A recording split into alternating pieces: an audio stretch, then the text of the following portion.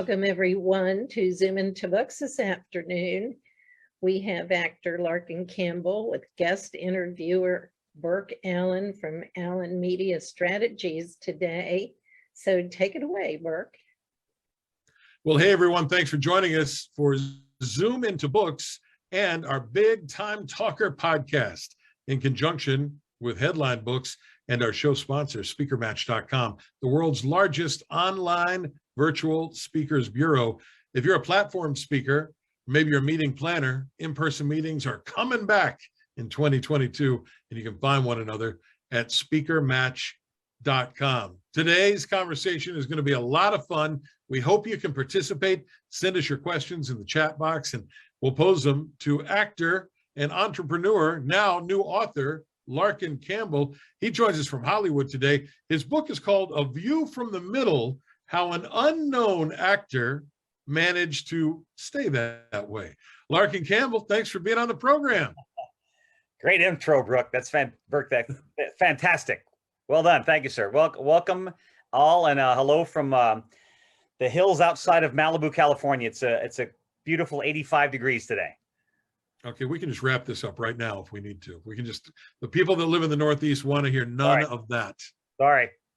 You grew up, though, not in Malibu, California. You're a small town guy from a place that got a lot of snow. You're a Colorado boy originally, right? Yes, sir. Right in the center of that state, just north of Denver and Boulder, a little tiny mountain town called Estes Park, Colorado. And although it's very tiny, you know, it's away from Aspen and all the big boys. And so everybody you know knows someone that has been through that little small town, because it's glorious. It's like a little tiny Steamboat Springs and a great mountain town. And yeah, that is when I grew up, there was 1,100 people there. So wow. Now, I read the book. As a matter of fact, I've got one on my desk here, View from the Middle. And so I know the story, but I'm going to ask you some questions that I think will surprise people about you, because you're a guy who's been in movies and TV shows, and you've appeared alongside Tom Cruise and Tom Hanks. You've been directed by Clint Eastwood and Steven Spielberg, and the list goes on and on. But you have something of a humble beginning, and I think the message I took away from this book, which was a lot of fun to read, I read it over the Christmas holiday, is that really anyone from anywhere can make their dreams come true. But how does a kid from, is it Estes Park, Colorado? Is that right? Yeah. How does a kid from Estes Park, Colorado even get it in his head that I can be in the movies or I can be on TV? How does that even, come onto your radar, that that's a possibility? Yeah, well, I mean, I remember like way back in the mid 70s, there was this unbelievably huge miniseries called Centennial that starred like Robert Conrad, and it was James Michener's book. And they were coming to this little mountain, our town, because there's massive fields and old log cabins, and this massive production was coming to our town. And my mom, back in those days, she was a paramedic, and so they wanted her to be on set. And so I got to go, on set with my mom, and I, granted, long time ago, it was in the 70s, but, dozens of trucks and people and makeup and hair and wardrobe. And, it was set, it was like, the old, like, trapper days. So there's a pelt person, and there's a buffalo wrangler. And I'm like, oh my God, it was like a town moved into our town. Right. And I remember, like, it wasn't an aha moment, but I remembered, I'm like, oh my God, this is and for our little town, it was a big deal. It was a lot of money for the town, and my mom working there, and me being getting to see, Robert Conrad, who was on Baba Black Sheep at the time. I'm like, oh my God, he's a real dude, and he smoked cigarettes. And it was so cool to just kind of be, very, very far removed from it. But to see it come, and the excitement that it brought, with all the people, they'd shoot, and then they'd come into our town, and they came to our school and they spoke, and I'm like, it was a big deal. So that was a big seed that was planted in me. Like there was a big old world out there of people that I don't know any of them, but they're making, they're making the big movies, and, and they're making the movies that come to our theaters in our town. And I just remember that was a light bulb moment it wasn't just me, it was a lot of people, but it was a great time. Larkin Campbell is the guest today. The book is A View from the Middle: How an Unknown Actor has managed to stay that way. Although I'm sure you have seen Larkin in something somewhere along the way, and we'll talk about some of those roles that you've gotten the opportunity to do. And the list, by the way, goes on and on. Mel Gibson and Danny Glover and Ben Affleck and Woody Harrelson that you've gotten to rub shoulders with. So you're a little kid and you see this big TV movie made in your town, which surely that's going to cause a big impression. Was that enough to change sort of your trajectory as you graduated from high school and you set out to go to college? Did you at that point think, I want to do something in entertainment or showbiz? Yeah, I think so. And granted, very, very, very small town. So I don't want to say I was the best actor in my high school, because there weren't that many of us. So the competition was. How many kids did you graduate with? My graduating class had 63. So, half of them are girls, half of them are girls. Most of the guys think theater is for dorks. So I got to do a ton of plays and, be the scarecrow and all that stuff. So, and I remember very distinctly, my dad was in a country Western band and they played all the summers in my hometown. And at the end of those shows, hundreds of people standing up and clapping for my dad and getting autographs. And then combined with like the little bit of fun and I got to have in high school, it just made sense to I don't really know what else is out there for me in the world, but I chose a college that had a great drama program. And, I was still just a guy who was just interested, and nobody told me I was gifted and no one told me I was on my way and I should go to New York and try Juilliard. It was never like that. It was drama 101 was my, intro to the big world of nobody knowing who I was, going to auditions at my college with 20 other guys that were better than me and more experienced. But that was when I really thought, I love it. I love it. I love it. And then, the little bit of success I had in college being in plays and helping start a theater company, I'm like, this is you couldn't pick a more fun thing to try and chase as a profession where, at the end of a day's work, people are going to clap for you. And, and of course, meeting the girls and meeting the interesting people and the artistic people that I just was always kind of gravitating towards. That was just, I couldn't have been more inspired to try this. And then, finding out about, like people really do this for a living. They really do. They make a living as a theater actor, and you can make a living in the world as an actor. And I found that out in college.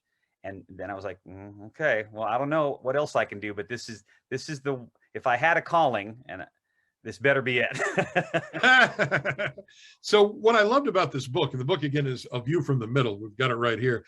When I read it, is your story is so different than most of these that you hear from the people you see on TV or in the movies, in that, those folks are told in their hometown, oh my God, you're incredibly gifted. And they go away to Berklee School of Music, or they go to Juilliard, or they study, drama at the Lee Strasberg School in New York. You're an average guy who decided to chase after this thing. And by crackies, you made it work. So that takes, a combination, I think, of grit and perseverance. And also, some breaks that come your way along the way where you make decisions that maybe you don't realize are going to impact the rest of your life, but you make them nonetheless. And one of them that I thought was pretty amazing was your decision to go to Hollywood, to go to Los Angeles. So tell folks that part of the story. What is it that made you say, you know what, I'm going to set out and I'm really going to try this? Yeah. So I studied radio and television broadcasting at Washington State. And I got a minor in drama because my dad said if I graduate from college with a minor in drama, he was going to disown me and probably punch me in the face. Had to get a real degree. So to get the degree in radio broadcasting, you had to do an internship. And I had my best friend from high school had already moved to LA. He was chasing something else, but he was doing radio and he got an internship at Entertainment Tonight, which at the time was a giant. It was the only show doing that, the Hollywood gossip. And there have been many since then, but E.T. was the big boy for a long time. And so I came down on spring break from my senior year of college, not really knowing what was next for me. And I saw my buddy who working at Entertainment Tonight as an intern. And, we park and we walk onto the Paramount lot, it was like Shangri-La. It was like the gates of heaven. And, oh, that's Ted Danson right there. Hey, Mr. Danson, like, are you kidding me? Like the Cheers set is right there. And Entertainment Tonight, and I'm meeting John Tesh and Mary Hart. And then my friend Lisa Gibbons. Did you meet Lisa Gibbons? Oh, Lisa, God bless Lisa. She is heavenly. Probably still is. She was heavenly. And but they were, I mean, they were big time television people at the time. Sure. My buddy just introduced me to him. And then at the end of it, he's like, "Hey, dude, you need an internship to graduate. I can get you in here." Like he literally, like, it blew me away. And I was down there on spring break, like I said. He got me on the set of The Wonder Years, that awesome TV show with Fred Savage. Fred Savage, yeah. Which was a huge show at the time. And, you know, he got me on as an extra. And can you roller skate? I'm like, of course I can roller skate. I could barely roller skate, but I told them I could. We got free food all day. And they wanted one of us to, if we could skate really close to Fred Savage and not hit him. And I'm like, yeah, I can do that. Of course I can. I'm an expert skater from Colorado. Of course people can roller skate in Colorado. Sure. But they picked me. And I was only there for a day. And I got to, Fred Savage goes into the wall and I have to skate around him. And we did like 8 takes. And every time the director's like, "Great job, Larkin. Larkin's doing a great job." I'm like, what is happening? This is, you know. And you're what, 21, 22 years old? Yep. And the food was fantastic and all day long. So this spring break down in California, and I just, like, I saw that it's a real thing. Like you can work at Entertainment Tonight. You know, people work here. Hundreds of people work at Paramount and they make movies. And like literally that trip changed my life. I went back to college. I was doing a bunch of plays at the time. And I was thinking about moving to Seattle to help this theater company. And my buddy from LA, he's like, "You're an idiot. Nobody cares about you doing theater in Seattle when you can come down here and, you know, throw your hat in the ring, dude." And like, he's the best tour guide of all time. I visited LA and he conned me into moving down here. But, you know, what I saw, and I saw that there's people, you know, dudes just like me, you know, that can find a way. I didn't know what it was, but I knew I had to be here to find out. Give it a try. So what was the reality of that internship at Entertainment Tonight versus sort of, you know, you come down there on spring break and you're on The Wonder Years immediately as an extra? What was it really like? What was the job? Well, I mean, you know, I've worked as a grunt, production assistant. I did that for years, but it started there. But I didn't care because there was a, you know, at first it wasn't paid. It was just an internship. So it was a couple of months. But there was a sign-up sheet in the lobby, and it was the interviews they were doing that week. You know, this week we got, you know, Clint Eastwood is coming to town for something, and you could sign up and be a little cable wrangler for any of these interviews. They needed a set of hands, and take the paid intern who doesn't know anything. So I was in town for 2 weeks, Burke, 2 weeks in town, living in West Covina. Of all the beautiful places in California, you're never going to hear about West Covina because it's a dump. That is not one of them. Okay. No, it's not on any of the brochures of California. But I would drive into town every day, and then I saw this Garth Brooks, and I was a huge country fan, and he was making a guest appearance on a show called Empty Nest with Christy McNichol and Richard Mulligan, who was on Soap. And and so I signed up. All right, Larkin, be here at 6 a.m. the next day. And I go in the van with the ET crew, and we get to set. And, you know, I would say 90% of the people on this crew didn't know who Garth Brooks was. They knew he was a country dude, but early in his career, right? This would have been early 90s. Yeah, 91, August of 91. Yeah, so he's still coming up. Yeah. And I knew every song. He only had 2 CDs out, but I knew him. And I brought my friend with me who worked in Entertainment ET as well. And they were like, "Larkin, we don't really like the interns, you know, to talk to the stars and, you know, just keep a low profile." I was like, "Hey, you got it, man. You know, got to be professional." The second that I saw Garth come around the corner, my buddy and I made a beeline toward him. Like, "Garth, my man, how you doing? God, brother, so good to meet you." And Garth is, you know, the nicest. He still is, from what I understand. That he is. Takes his hat off, shakes her. "Hey, Larkin Campbell, what a great name, Larkin. Where are you all from?" And we're yucking it up, and the producers are just looking at me like, "I don't know, Larkin. You shouldn't." But Garth loved it. We talked to him for about 5 minutes, and then he had to go work, right? When he was done, and this is a true story, he's done, and they're wrapping him. He's like, "Where's that Larkin kid? Is Larkin still around?" And my buddy's like, "Oh my God, he's talking to us." So he had signed CDs. We took 50 pictures. He was a sweet, like, he couldn't have been a nicer guy.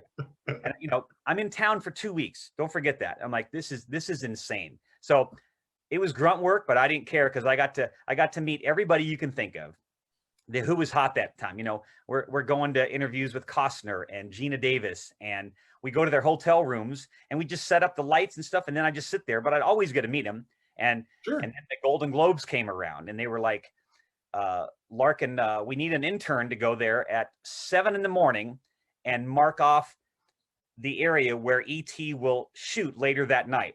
And I'm like, I'm your man. Let's go. I brought my fancy suit, and I was there at 6 in the morning at the Beverly Hilton. And I was the only one there except the staff, and they brought me breakfast and brought me a sandwich. I had a folding chair, but dude, I sat there all day till like 3 o'clock in the afternoon. And, you know, and like the local news tries to come in and muscle you out and take your spot. I'm like, hey, back off, dude. This is ET. And then eventually everyone in town comes, every black tie affair and everything. And then by the end of that night, I've shaken hands with every single star. Like you can't think of anybody I didn't meet, you know. And the reporter would hold his hand out. He was a known ET personality, but he didn't like to hold the mic. So I held the mic. You know, hey, Tom Cruise, right here, sir, ET. They'd come over, James Earl Jones, everybody you can think of. And like that was in one night. And that was, I'm like, I will work at ET for the rest of my life. This is all I need. I don't care. And I did it the next year too. So, you know, stuff like that, it got such a big hook in me that, and I wasn't doing anything. I'm not acting. I'm not doing anything, but I'm just around it. And that at the time, that was more than good enough for me. And I love the gratefulness in your voice, because I'm a small town guy too. And it would not have even been, you know, anything I could have even imagined. So if you're watching right now, you're listening to the podcast, you can do this. Larkin Campbell did, and he wrote a book about it called A View from the Middle. And you can learn how you can break into showbiz as Larkin did, and rub shoulders with the rich and famous. And there was a great story from that era in the book about you and Woody Harrelson when he's on Cheers playing basketball, and it ended badly. Well, it ended badly. Come on. Yeah. I had it for a while. So yeah, at the time, Arsenio Hall had a show on the Paramount lot. Right. When we were done with ET, because ET, you know, the show went out at 1 o'clock in the afternoon. So it was done. So we'd hang out on the lot and do whatever we could do. And Arsenio's show, like most talk shows, they film in the afternoon. They never film at night. So whoever was coming on Arsenio's show for the day, they would, you know, come and wander the lot, you know, and we would be out playing basketball or screwing around on the lot. And you could always see somebody, you know. I met Cindy Crawford and her people, and Mark Wahlberg came by, but we're playing hoop back there one day, and the basketball hoop was literally on the back side of the Cheers stage where they rehearsed on Mondays and Tuesdays, and then they started filming the show later. So on Mondays and Tuesdays, if they got done early, you know, the cast would come out and they'd shoot hoops with us sometimes. And Woody Harrelson was he was a small actor back then, but he was known clearly. Right. But he loved to hoop. So we met out there, you know, every week religiously, sometimes more than that. And we had some pretty, you know, hard basketball games, and some celebrities would stop by. The one guy that stopped by that didn't play was Mike Tyson stopped by with his entourage. Oh my. You know, he's wearing these jean overalls with no shirt, and you didn't want to look him in the eye. It just looked like he would crush you with his bare hands if you stared at him too long. Yeah. But you know, Woody and I played. I covered him, he covered me, and I had a good game going. And I made a layup on him. He checked the ball to me. I was cocky. I launched a deep 3-pointer right in front of him, and it went in. Probably a bank shot from the front, which is terrible. And then he rolled the ball back to me, and I launched again, and it went in again. And you know, people are starting to razz Woody Harrelson that he's getting beat up by the intern. And come on, let's go, Woody. And I think like some guys kind of backed off, like, let's see how this goes. And he rolled it to me again, Burke, and I launched again, and it went in again. So the last time he gets the ball and he won't give it to me, and he's like, you're pissing me off, boy. Don't. I'm telling you, don't. And what am I going to do, right? So I launched again. I'd made 3 in a row, and I launched one, and it was going in. It was right there, but it rattled out. And then Woody just gave me a hard time, and he's pushing me in the back. He's like, I told you, boy, don't bring that to me again, and whatever. But Woody didn't play around. Like he was a competitive dude, but it was always fun. And it was just fun being around him, you know, because he wasn't a cocky dude at all. You know, he really just liked to play ball, and it was a great little like benefit at the end of every day to go do that. It was great. And he became the breakout star of that show. I mean, that's amazing. Yeah. Larkin Campbell is our guest. The book is A View from the Middle, How an Unknown Actor Managed to Stay That Way. And if you have a question, comment for Larkin, you'd like to chime in, we'd love to hear from you. Thank you so much for joining us today for this special joint Zoom into Books and big time talker podcast. Larkin's book available at Amazon.com, bookstores everywhere. So talk to me about this transition, though, into being the guy that plays as an intern on the back lot with Woody Harrelson to actually, getting on screen. You did your extra thing with Fred Savage in the Wonder Years, but how do you, because it's so far outside the realm of anything most people can imagine, how do you actually make that happen on a consistent basis? Because you have generally worked consistently in this business now for the better part of 3 decades. So how do you transition from being the ET, the Entertainment Tonight intern, to a working actor in Hollywood? Yeah, well, I mean, I always attribute it to like I just stuck around the whole time. I waited tables in college, and it was a hustle. It was a lot of work, to make ends meet with that. And I just when I got to LA, I'm like, I just told myself, I do not want to work outside this industry. I want to, I'd rather get coffee for Sybil Shepherd than, I'm not going to get discovered in the produce section at the local store, even though I need money. So the PA job at Entertainment Tonight, production assistant. PA is a production assistant. Yeah, it's a gopher, it's a grunt, and but I loved it. It was a sweet gig. But then I got paid there for a while, but then it just kind of ran its course. I didn't really think that I could work myself up there. So I put the word out to, I go, hey, I'm looking to just keep working, and a good friend at Entertainment Tonight got me my next production assistant job, where I was getting coffee for literally getting coffee for Sid and Marty Krofft, who were, the biggest producers of the Banana Splits and all that stuff on Saturday morning TV. Sigmund and the Sea Monsters. Yep, yes, sir. HR Puff and stuff, and they made all these crazy cartoons, but they were still a known entity, and they, I basically, vacuumed their guest house and went to the bank for them, and every now and then I get to go to the costume shop and see the old cool stuff, but and then they didn't really need me, so I moved on from there, and the PA jobs just kept leading me around to different TV shows, just pretty much go for work and making copies. But then I got a job. And let me stop you there for a second. Let me ask you what it is, though, that made people want to hire you, because I think that for folks who are watching or listening, it seems fantastical that you could do this. So what are the qualities, you think, pat yourself on the back for a minute, that helped you go from job to job to job? Yeah. Because it's different than most careers where you go and you stay for 5, 10, 15, 20 years. You're at these jobs for a couple of months, if that, but you keep landing them. So how do you do that? How do you keep landing these positions? What is it about you that you're able to do that? Well, I think it's because I had a truck. No. Reliable transportation. Well, I mean, I'll give myself a lot of credit for things that I hustled for myself later in my career. But, early on, I mean, if there was a need for a guy who had a truck and could deliver scripts around town and was dependable, and I could always sell myself. And I had I always think that ET having that, he worked at a real show. I think that always helped. It always helped. He was a legitimate PA. He has recommendations. So the PA jobs, although anybody can do them, you still had to get them. And, and then you just worked. I was never late. I've never been late in my life for anything, and I might have been the most enthusiastic guy there. So that helped too. But so those PA jobs would lead to, it led me to like a game show where they needed a PA that could work in the office and make copies, and also work on set the days they were filming the show. And then when I would get on set, I'm like, oh, now this is cool. I get a little headset, and, although it was nice not to have to go make coffee and make copies, you're on set, that's where the cameras are. That's where the director is. That's where, although it was a goofy game show, Supermarket Sweep, which was fantastic. And I love that too. It's where I met my wife. I'm seeing all these pieces of man, there's all these shows, and all the shows need PAs, and they need office PAs, but they need set PAs too. So, and then that led me to a personal assistant job when I worked for Roseanne Arnold for a little while, Roseanne and Tom.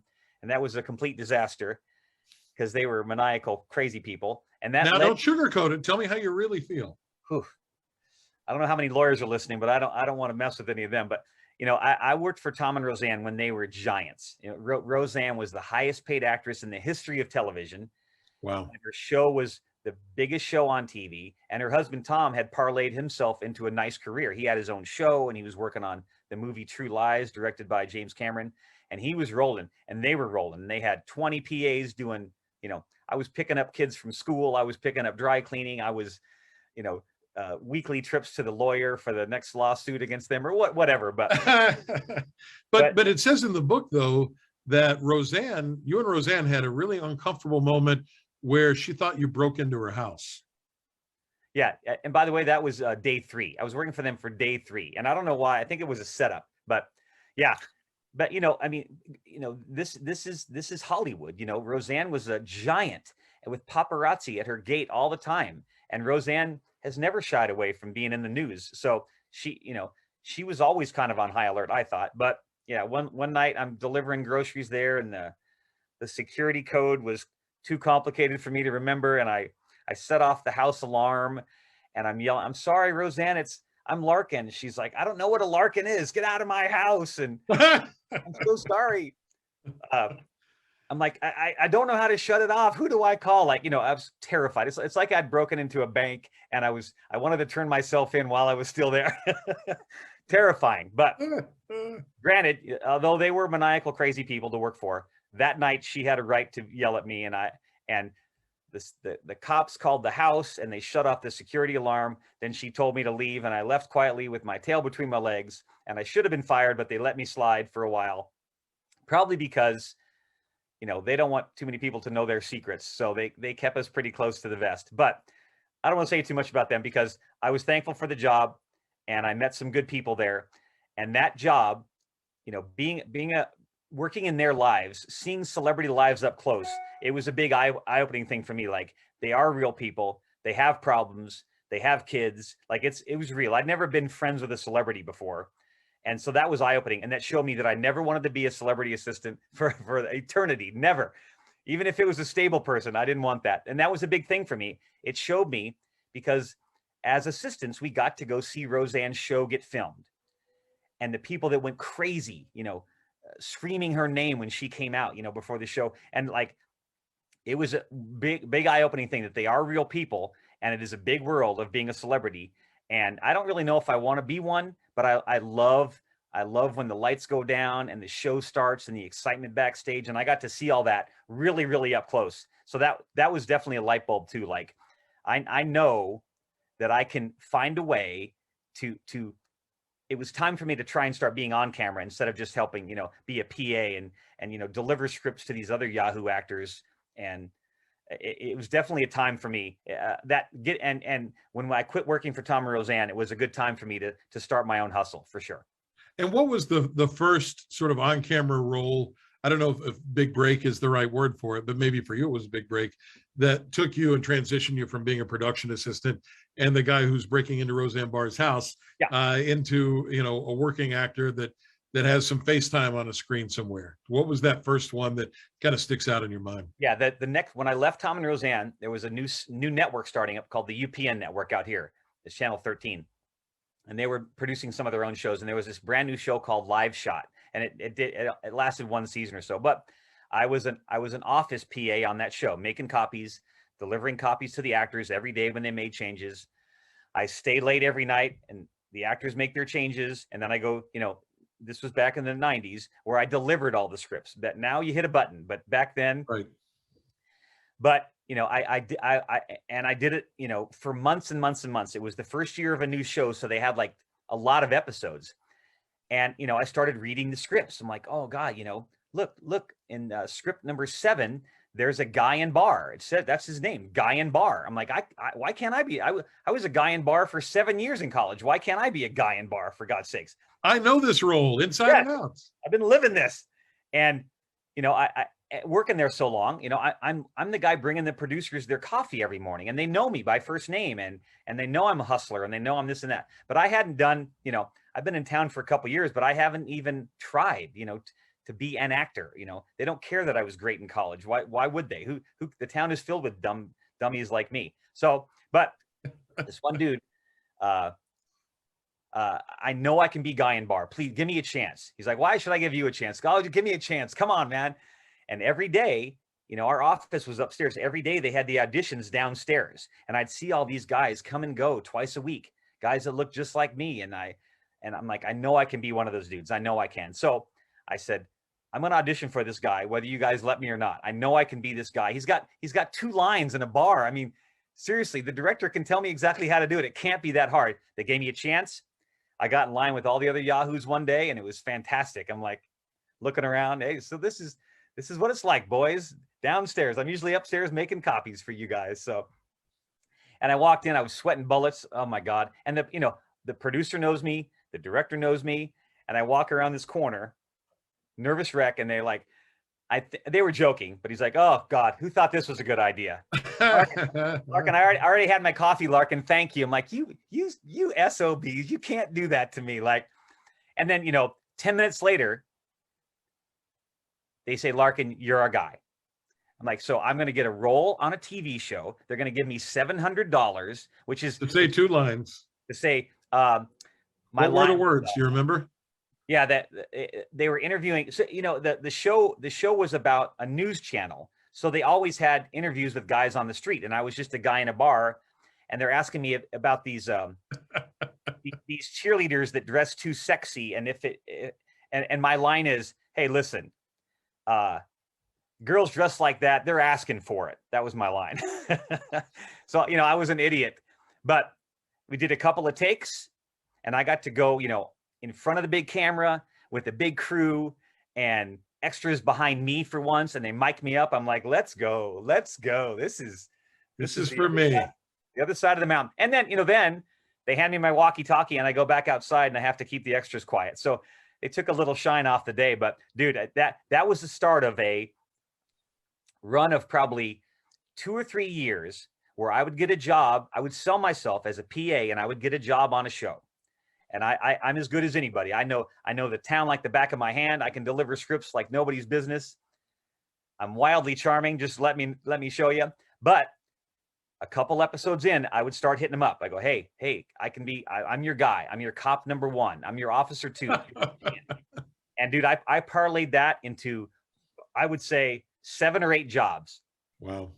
Where without even an agent to go and hustle for you. I love it. Nope, Larkin Campbell is our guide. The book is A View from the Middle, and you can pick it up at larkinsworld.com is the website.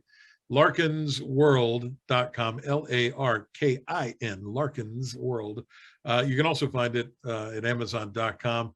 And we're talking about the craft of acting and how Larkin was able to come out of a tiny town in Colorado and make a go of this in Hollywood for a long time. Have you at any point during this journey since the beginning, since you've been out there, had to get a real job? Because I talk to actors all the time who they have to get a job waiting tables or fixing cars or whatever, being a ski instructor. Have you ever had to get a real job?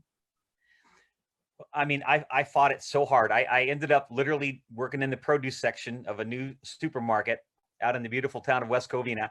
And I did it for a week. I lasted for a week, and I quit at lunch. I'm like, I'm not doing this. I've left all my friends. I've left all my family to come down here, and I'm not doing it. I'd rather starve and, go live in a shelter and audition than, so I never did. So, but those PA jobs, they paid just enough. It was just enough. It was $500 a week or $600. And then, then I just kept going. I'm like, I think I can make it. I'm not, a working actor is one thing, but a people working in the movies is another thing.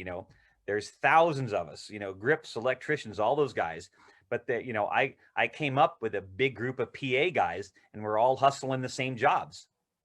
And then I was still not ready to make a stand as an actor by any means, but then I found the great world that you read about of being a stand-in. So when I would get these jobs as a PA, I would spend as much time on set as I could. And then I started working my way into getting in features, and I could be a stand-in in features. And now explain what that is for people that are not in the movie or TV business. What is a stand-in's job? Stand-in, it's basically a mannequin that can stand in, they literally, when the actors come to set, all of them, and it's not just big boys, it's everybody on every little show, every soap opera, everything.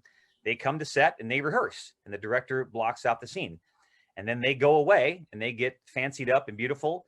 And the directors come in and they set all the lights. And they need a yuck like me, you know, an average looking Caucasian 5'11" male to stand there for Gary Sinise, or to stand there for Gary Cole or Tom Hanks or whoever. And I've done all those guys. And you just stand there. And if they're holding a gun, then you hold a gun. If they're you know, doing a dramatic turn, then you do it. And then they just get it ready. And then when those Christian Slater or whoever comes back to set, then they're all ready. They don't have to have these guys stand there for, I mean, I've stood in the same spot, Burke, for hours. I had to get orthopedic shoes. I was standing there for so long. But listen to this. It's a Screen Actors Guild paid job. It's a union job. It's a real job.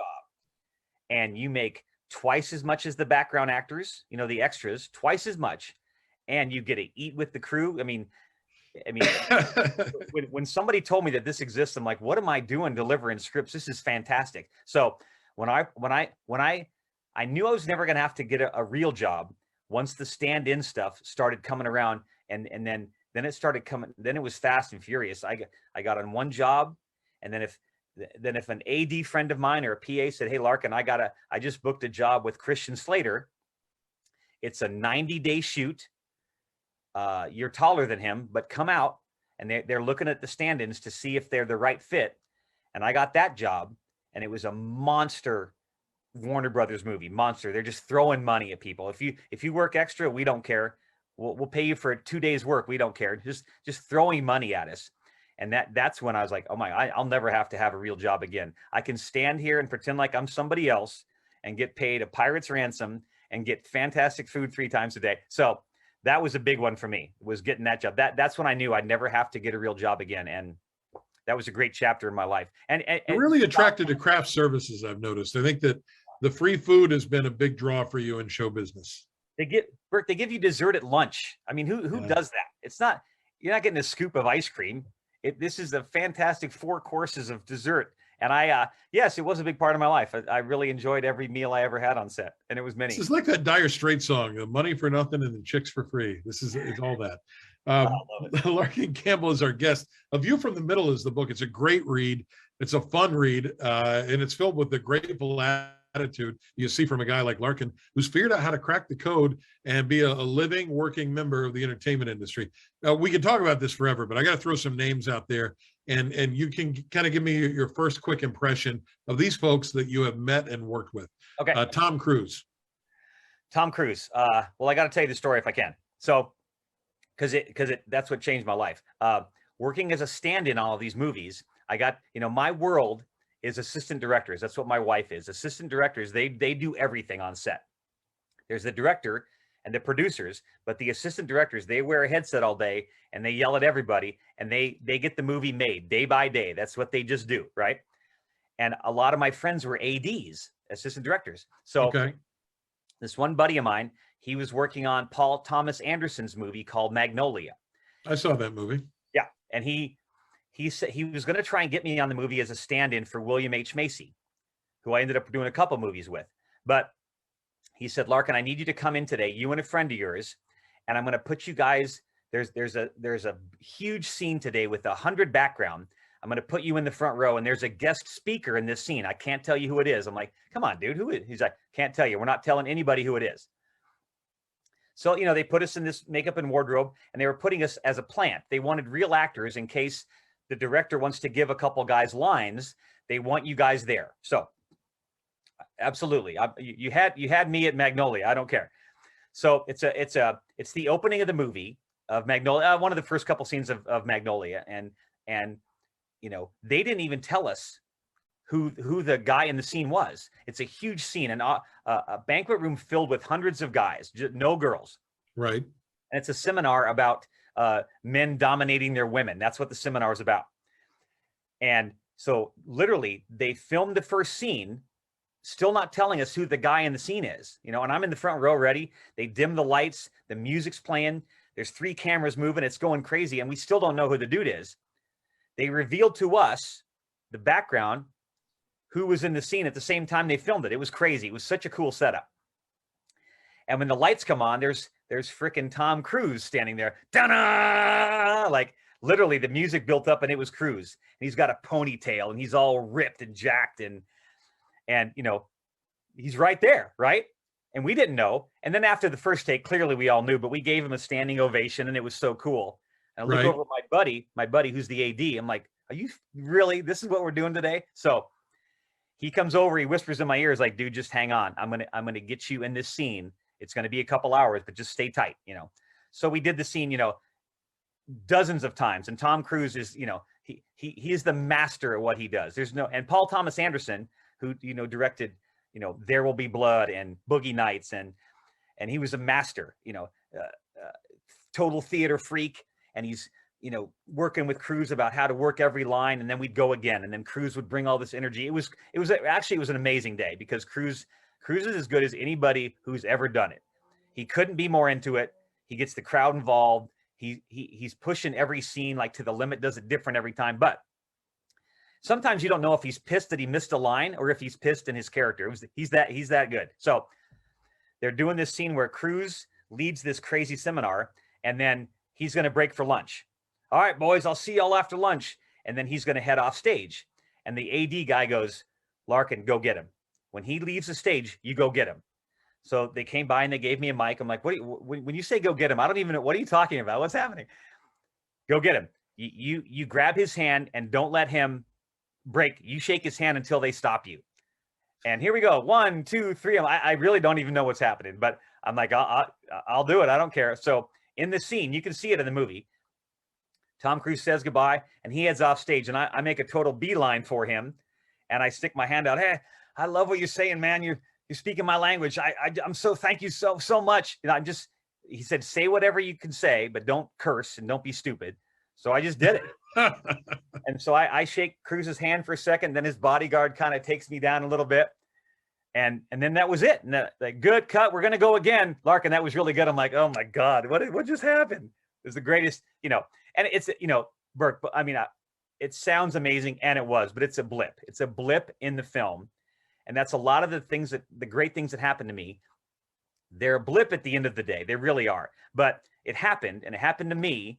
And I got to, you know, in between takes, I'm standing there next to Cruise. I'm like, this is awesome. I don't care. I don't care what's happening.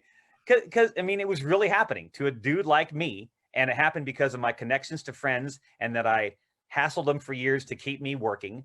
And that, you know, it was a glorious thing. They ended up not giving me an actor's contract because the lines I said were kind of vague and recorded over. But, you know, so I got $100 instead of 1,000. And I never really got residuals. And I don't get a credit in the film, but I don't, you know, I'm there. You see me. It happened to me. I don't care about anything else. Larkin Campbell is our guest today. He's an actor in Hollywood, a working actor for many, many years, character actor. His book is A View from the Middle. You can find out more at larkinsworld.com, and the book is available also at amazon.com. Tom Hanks has this reputation as one of the nicest guys in Hollywood. Is it well-deserved? Tell the truth. Oh God. They're underscoring his niceness. It's I've got to work with him a couple times. I can't emphasize enough. I got these calls from old AD friends that they needed a stand-in for Hanks, and they were doing reshoots on Saving Private Ryan on the big lot, Universal. And my buddy's like, yeah, you're going to stand in for like Giovanni Ribisi, Ed Burns, and Tom Hanks. I just need a body there for the day because they're doing a couple reshoots. I'm like, yeah, I'm already there, dude. I'm on my way.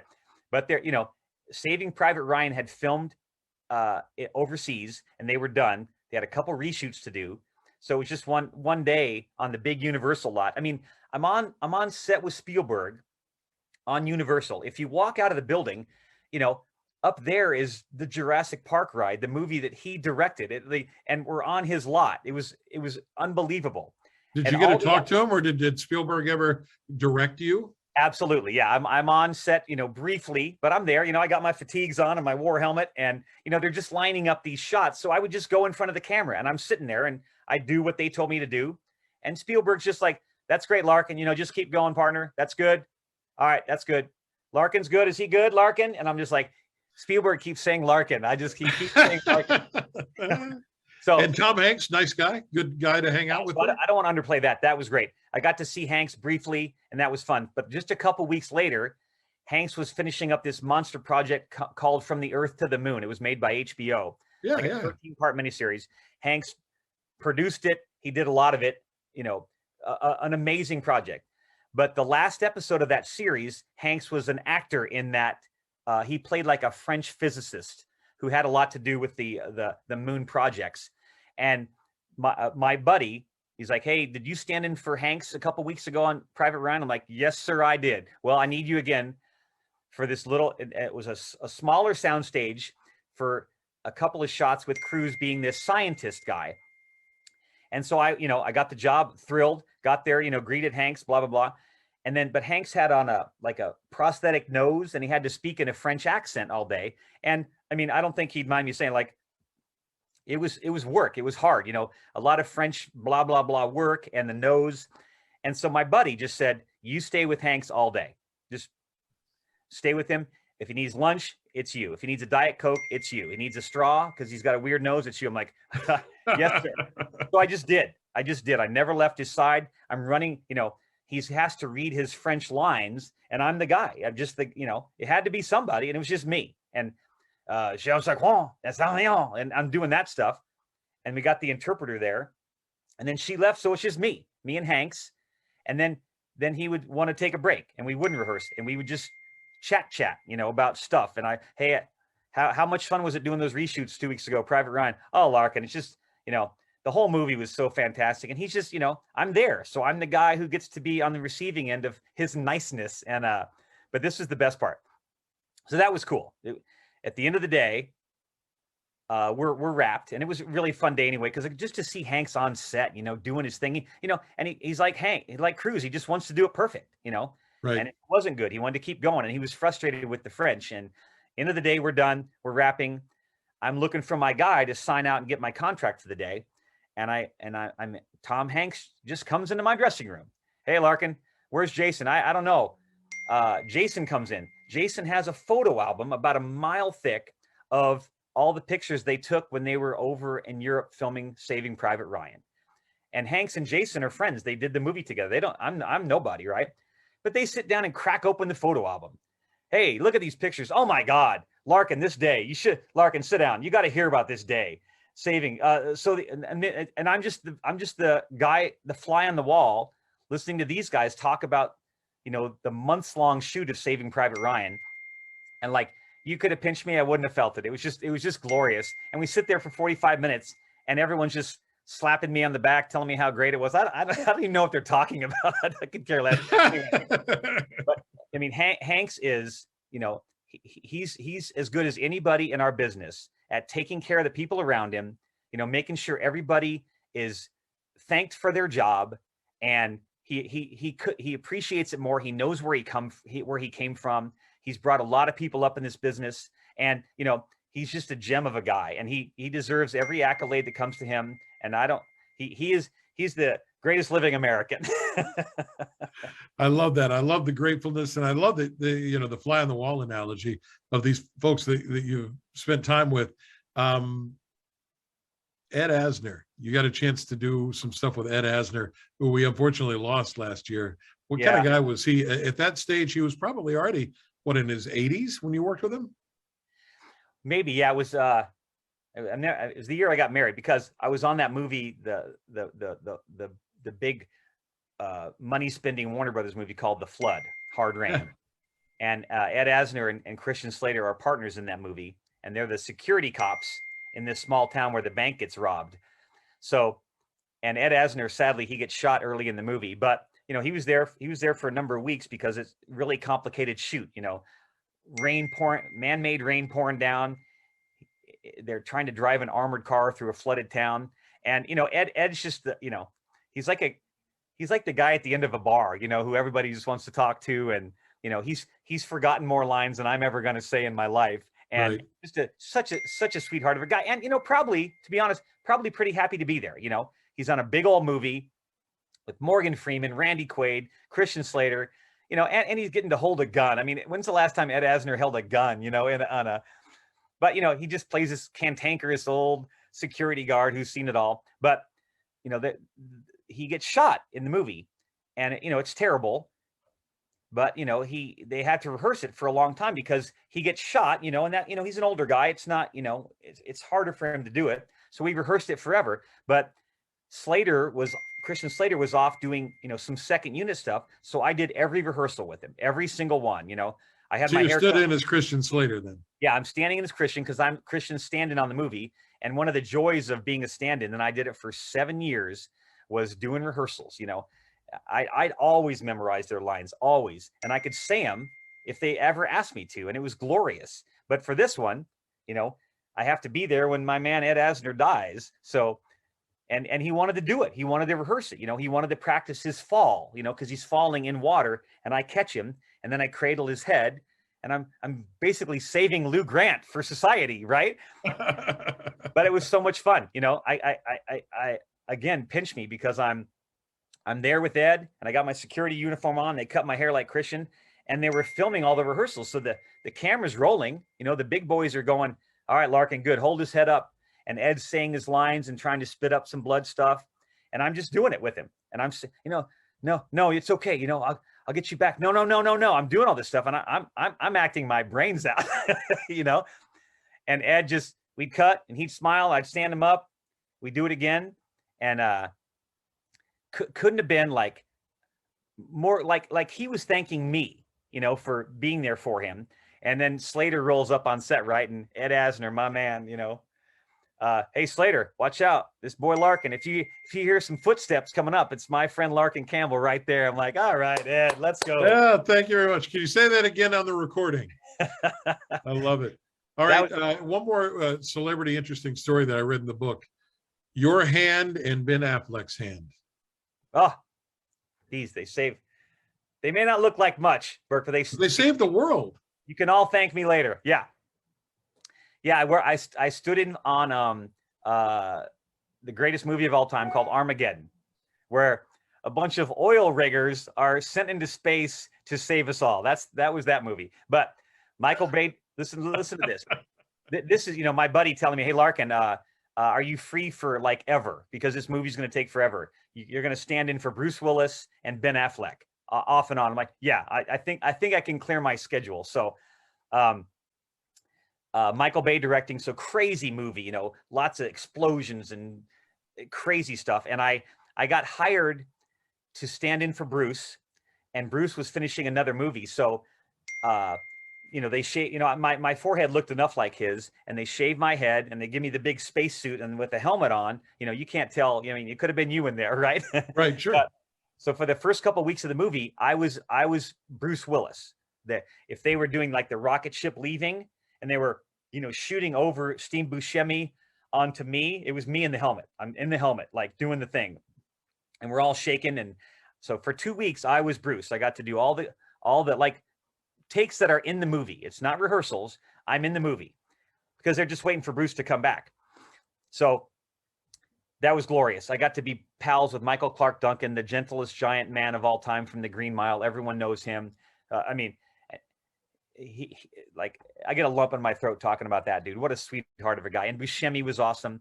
And Michael Bay would yell at everybody all the time, but I didn't care. Of course, again, I was happy to be there. So then when Bruce Willis came to the movie, I got the boot because he had another stand-in that was physically a better match.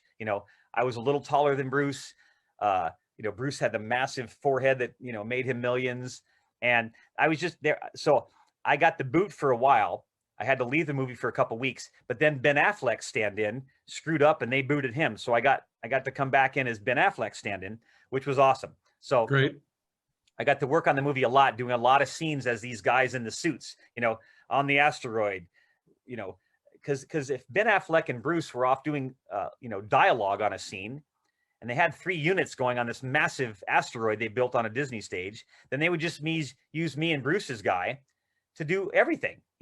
We're pulling off name tags as, these close little inserts, or we're disconnecting cables and trying to save the world. And then this scene came up where, the clock is ticking and this bomb's going to explode, but it's not buried deep in the asteroid yet. So we're all going to die, Burke. This is it. It's happening. It's all over.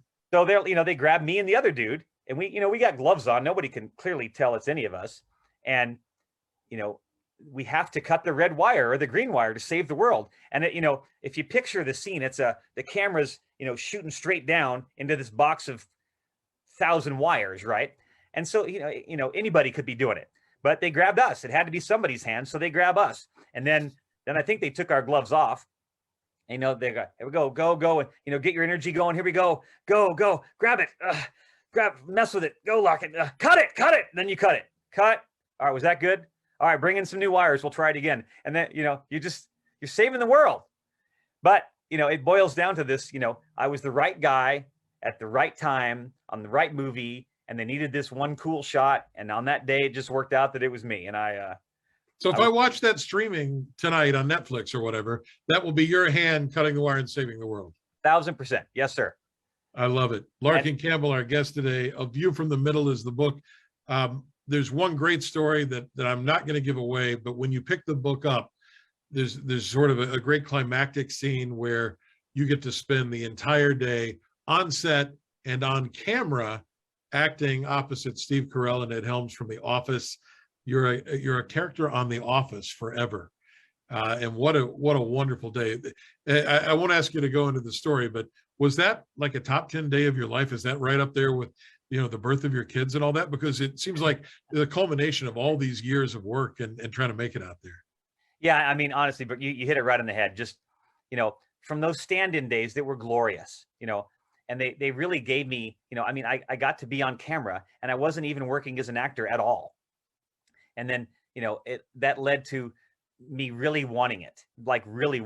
And then, then I'm beating the pavement, then I'm dropping off 100 headshots a month and I'm mailing them and I'm taping them to people's windows saying, so I'm a non-actor, but, oh, hey, I've had parts in like 7 TV shows that I, hustled my way into. So I have a resume and I'm beating down doors, and I did it for 10 years, hustling agents, hustling a new agent, hustling a casting director that, I know I can be on your show, and I never stopped. I could hit 50 businesses in a week with my headshots, and I'd tape them on the windows. I'd slide them under doors. I'd put them in the plant. I'm like, please bring me in. I'm a talented actor. You just don't know it yet, because I never thought my agent was doing enough for me. So, dude, the 10-year hustle was as much fun as I've ever had, and then when you'd get one on the line. Hey, Larkin, CSI New York called, and the director remembers you from this movie you stood in. And I'd go into the audition and the director would know me, and I'd already be ahead of all those other yucks in the waiting room. But, the highs and lows of the acting career were, the highs were far outweighed the lows. And, the highest of all was, within the span of 1 year, I had some luck in TV, a little thing in Grey's Anatomy, a little thing on CSI New York, I landed a pilot called Joan of Arcadia where I got to be a serial killer. And, I have a body of work that just came from me hustling all those years. Right. But then like in 2010 and 11, I struck oil twice in 1 year when I got to be, I got a call for a youth baseball coach, and I've coached youth baseball for 15 years, and I literally went to the audition for The Office with a jersey that said Coach Larkin, and they were, the job alone and the process of getting the job, getting the audition was fantastic. Having a great audition was unbelievable, with a huge casting lady who discovered everybody funny in town, everybody. And then, hey, Larkin, you booked The Office. You work in 2 days. Congratulations. You just landed on the moon, dude. And I can't sleep for 2 days. And I won't go into the whole day, but as glorious a day as an actor can have, I had with Steve Carell and Ed Helms, and working on a show where there's, you're mic'd, but there's no camera in front of your face. The cameraman is 50 yards away, and it's shot like a documentary, and you don't know what you're doing half the time. But that day was, I'll put my day up against any actor anytime. And then that same year to book a day's work on a Clint Eastwood movie where I get to go and be directed by Eastwood and get my cool haircut of H.R. Haldeman, a real live person, and to have all my hard work, all those years of the hustle and the PA and the stand-in, and never caring about the rejection. You know, I haven't gotten hired for 512 acting jobs. 512. I've Wow. booked about 42. That's a lot. It's a lot of rejection. But to have those pile up into those 2 amazing days, like, just felt like those were my days in the sun.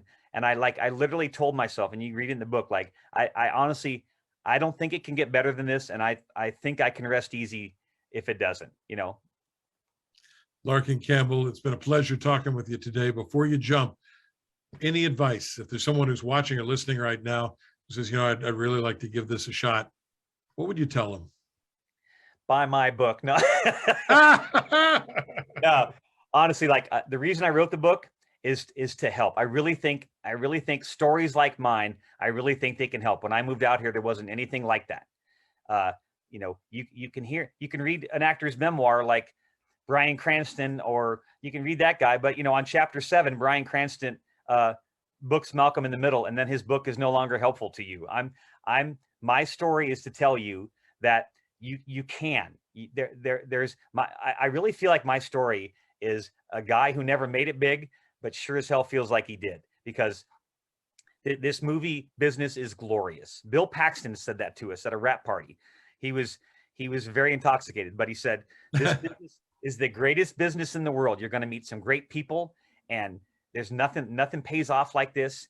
And if you can find a way to get in the door, and there are doors out here in this business that can be opened. And if you know, it's not about just chasing your dreams and you can find it. It's not like that. It's harder than that. It's way harder than that. But a guy like me did it.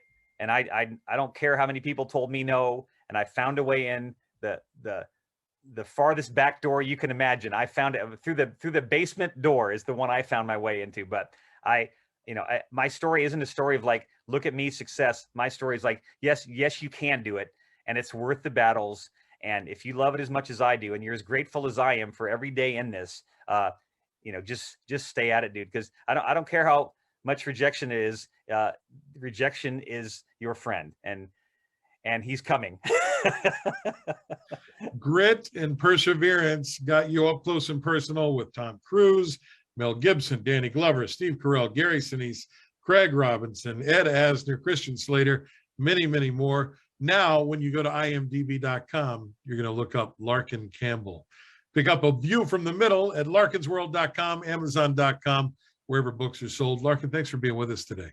Thank you, my friend. I really enjoyed it. And thank anybody for watching, and reach out to me if you need one of these. It's a great light read.